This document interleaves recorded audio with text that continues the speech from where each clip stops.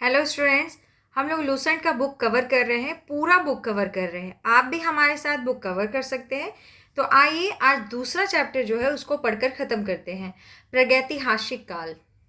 इतिहास का विभाजन प्रागैतिहासिक या प्राक इतिहास, प्री हिस्ट्री, आद्य इतिहास, प्रोटो हिस्ट्री व इतिहास, हिस्ट्री, 3 भागों में किया गया है। जिस काल में मनुष्य ने घटनाओं का कोई लिखित विवरण उद्धृत नहीं किया उसे प्रागैतिहासिक काल कहते हैं। आद्य ऐतिहासिक काल उस काल को कहते हैं जिस काल में लेखन कला के प्रचलन के बाद उपलब्ध लेख पढ़े नहीं जा सके हैं। मानव विकास के उस काल को इतिहास कहा जाता है जिसका विवरण लिखित रूप में उपलब्ध है। संस्कृति और बर्तन, यहाँ कॉलम है, इसको देखिए। मालवा काला तथा लाल, बुर्जहोम में धूसर और जोखे संस्कृति जो है उसमें लाल बर्तन पाए गए। दक्षिणी नवपाषाण काल संस्कृति में चमकीला धूसर और पूर्वी नवपाषाण काल संस्कृति में भूरा लाल बर्तन पाया गया। नोट है, ज्ञानी मानव होमो सेपियंस का प्रवेश इस धरती पर आज से लगभग 30 या 40 हजार वर्ष पूर्व हुआ। अब देखिए नाम एवं तिथियां। एग्जाम में तिथि पूछता है, इसलिए तिथि पर ध्यान रखेंगे। पूरा पाषाण काल, यह 20 लाख वर्ष पहले से 12,000 वर्ष पहले के काल को कहा जाता है। इस काल को 3 भागों में विभाजित किया जाता है: आरंभिक, मध्य एवं उत्तर पूरा पाषाण काल। मानव इतिहास की लगभग 99% कहानी इसी काल के दौरान हुई। मध्य पाषाण काल, जिस काल में पर्यावरणीय बदलाव मिलते हैं उसे मध्य पाषाण काल कहते हैं। इसका काल लगभग 12,000 वर्ष पहले से लेकर 10,000 वर्ष पहले तक माना जाता है। इस काल के पाषाण औजार आमतौर पर बहुत छोटे होते थे, जिन्हें माइक्रोलीथ यानी लघु पाषाण कहा जाता है। प्रायः इन औजारों में हड्डियों या लकड़ियों के मुट्ठे लगे हंसिया और आरी जैसे औजार मिलते हैं। कुछ महत्वपूर्ण तिथियों में याद रखिएगा। मध्य पाषाण काल 12 से लेकर 10,000 वर्ष पहले। बसने की प्रक्रिया का आरंभ 12,000 वर्ष पहले। नवपाषाण काल का आरंभ 10,000 वर्ष पहले। मेहरगढ़ में बस्ती का आरंभ लगभग 8,000 वर्ष पहले। नवपाषाण काल, इसकी शुरुआत लगभग 10,000 वर्ष पहले से होती है। पूर्व पाषाण युग या पूरा पाषाण के मानव की जीविका का मुख्य आधार शिकार था। शिकार पूरा पाषाण काल में आदि मानव के मनोरंजन के साधन थे, मनोरंजन के भी साधन थे। ठीक है, पूरा एक बार सेंटेंस और पढ़ देते हैं। देखिए, पूर्व पाषाण युग या पूरा पाषाण काल के मानव की जीविका का मुख्य आधार शिकार था। शिकार पूरा पाषाण काल में आदि मानव के मनोरंजन के भी साधन थे। अब आगे बढ़ते हैं। आग का आविष्कार पूरा पाषाण काल में वह पहिए का नवपाषाण काल में हुआ। पूरा पाषाणिक पुरास्थल कुरनूल गुफा में राख के अवशेष मिले हैं। मनुष्य में स्थायी निवास की प्रवृत्ति नवपाषाण काल में हुई तथा उसने सबसे पहले कुत्ता को पालतू बनाया। मनुष्य ने सर्वप्रथम तांबा धातु का प्रयोग किया तथा उसके द्वारा बनाया जाने वाला प्रथम औजार कुल्हाड़ी, प्राप्ति स्थल अतिरंपकम, क्या नाम है ये, अतिरंपकम था। कृषि का आविष्कार लगभग 8,000 वर्ष पूर्व नवपाषाण काल में हुआ। प्रागैतिहासिक अन्न उत्पादक स्थल मेहरगढ़ पश्चिमी बलूचिस्तान में बोलन नदी के किनारे अवस्थित है। कृषि के लिए अपनाई गई सबसे प्राचीन फसल गेहूं एवं जौ थी, और उसमें भी गेहूं जो है वो पहली फसल के रूप में याद रखिएगा। लेकिन मानव द्वारा सर्वप्रथम प्रयुक्त अनाज चावल था। कृषि का प्रथम उदाहरण मेहरगढ़ से प्राप्त हुआ है। कोलडीहवा उत्तर प्रदेश का संबंध चावल के प्राचीनतम साक्ष्य से है। मेहरगढ़ से ही प्राचीनतम स्थायी जीवन के साक्ष्य मिले हैं। मेहरगढ़ में एक कब्र में मृतक के साथ एक बकरी को भी दफनाया गया है। भारत में पूर्व प्रस्तर युग के अधिकांश औजार स्फटिक पत्थर के बने थे। भूगर्भ वैज्ञानिक रॉबर्ट ब्रूस फुट पहले व्यक्ति थे जिन्होंने 1863 में भारत में पूरा पाषाण कालीन औजारों की खोज की। पल्लावरम नामक स्थान पर प्रथम भारतीय पुरापाषाण कलाकृति की खोज हुई थी। भारत में मध्य पाषाण काल के विषय में जानकारी सर्वप्रथम 1867 ईस्वी में हुई, जब C.L. कार्लाइल ने विंध्य क्षेत्र में लघु पाषाणोपकरण माइक्रोलिथ्स खोज निकाले। भारत में मानव अस्थिपंजर मध्य पाषाण काल से ही सर्वप्रथम प्राप्त होने लगता है। भारत में नवपाषाण कालीन सभ्यता का प्रारंभ ईसा पूर्व 4000 के लगभग हुआ। भारत का सबसे प्राचीन नगर मोहनजोदड़ो था, सिंधी भाषा में जिसका अर्थ है मृतकों का टीला। असम का श्वेतभ्रू गिबन भारत में पाया जाने वाला एकमात्र मानवाव कपि है। इनाम गांव ताम्रपाषाण युग या चालकोलिथिक युग की एक बड़ी बस्ती थी। इसका संबंध जौरवे संस्कृति से है। किससे है? जौरवे संस्कृति से है। भारत में शिवालिक की पहाड़ी से जीवाश्म का प्रमाण मिला है। वर्ष 1867-68 में पहली बार भारत में शैल चित्रों की खोज आर्कीपोल्ड कार्लाइल ने की थी। इंपॉर्टेंट है। भीमबेटका गुफा पुरापाषाणिक आवासीय पुरास्थल है। यह आदि मानव द्वारा बनाए गए शैल चित्रों और शैलाश्रयों के लिए प्रसिद्ध है। इन चित्रों को पुरापाषाण काल से मध्य पाषाण काल के समय का माना जाता है। ये चित्र भारतीय उपमहाद्वीप में मानव जीवन के प्राचीनतम चिन्ह हैं। यह मध्य प्रदेश के रायसेन जिले में स्थित है। यह अब्दुल्लागंज शहर के पास रातापानी वन्यजीव अभयारण्य विंध्य श्रेणी के किनारे दक्षिण किनारे के अंदर स्थित है। इसकी खोज वर्ष 1957-58 में डॉक्टर विष्णु श्रीधर वाकणकर द्वारा की गई थी। भीमबेटका क्षेत्र को भारतीय पुरातत्व सर्वेक्षण भोपाल मंडल ने अगस्त 1990 में राष्ट्रीय महत्व का स्थल घोषित किया। इसके बाद जुलाई 2003 में यूनेस्को ने इसे विश्व धरोहर स्थल घोषित किया।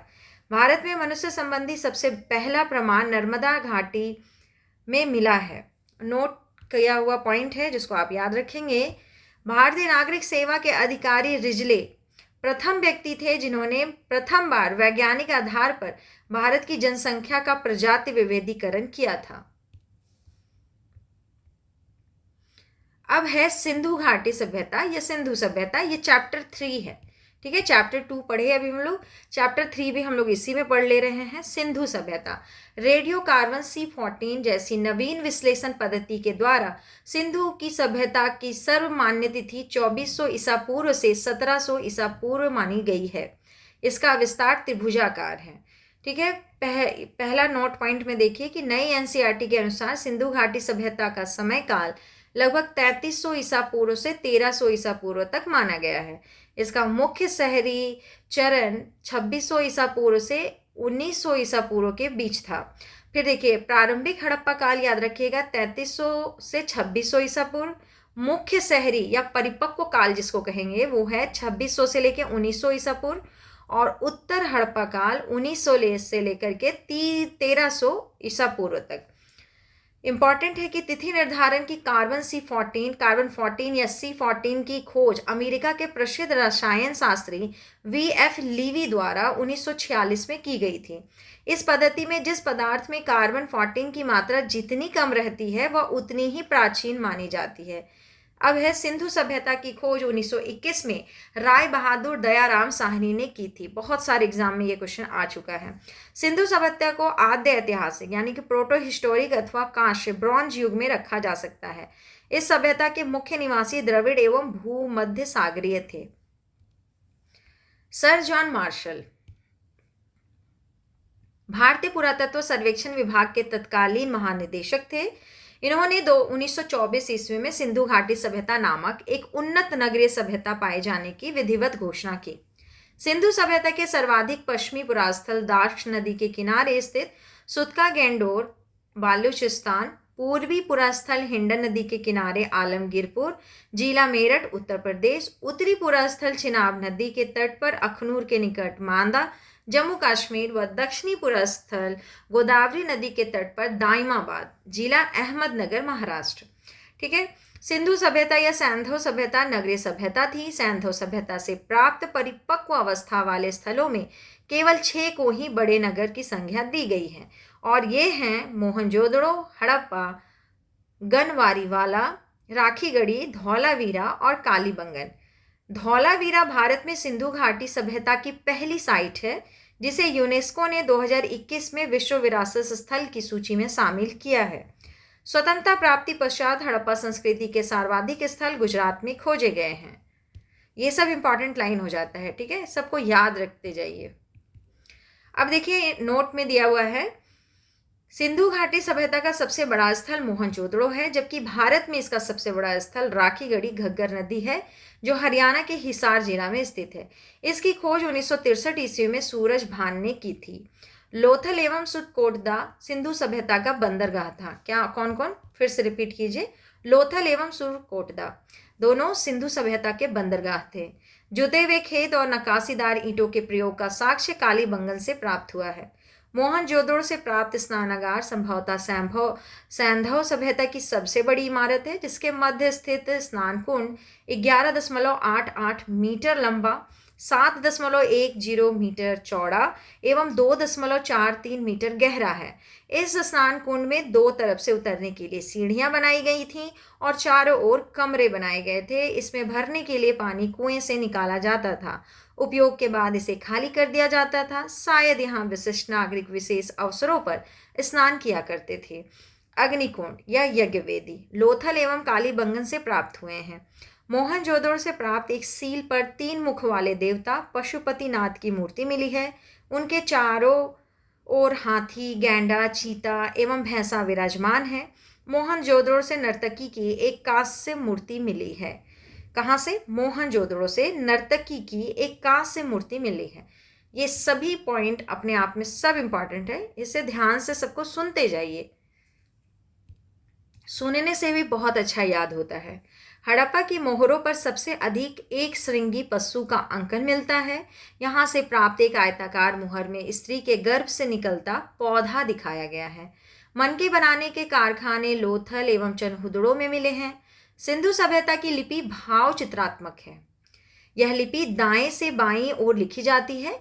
जब अभिलेख एक से अधिक पंक्तियों का होता था तो पहली पंक्ति दाईं से बाईं ओर और दूसरी बाईं से दाईं ओर लिखी जाती थी।